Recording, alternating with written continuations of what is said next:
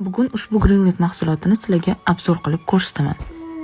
Agar vannalardan yoki rakovinalardan noxush hid keladigan bo'lsa yoki zasur bo'layotgan bo'lsa, ushbu mahsulotimiz aynan siz uchun. Bu mahsulot xuddi shunaqa donachali ko'rinishda bo'ladi, zasurlarni, noxush hidlarni oldini oladi. Bundan tashqari, barcha axlat va sochlarni eritib tashlash xususiyatiga ega. Hozir men sizlarga o'zimni vannamda obzor qilib ko'rsataman. Birinchi bo'lib, krishkasiga to'ldirib shu mahsulotimizdan savolasizlar. Bundan keyin qaynab turgan suvni ham tayyorlab turasizlar. Quvurlarga hammasini solib, ketidan qaynoq suvni quyib yuborasizlar.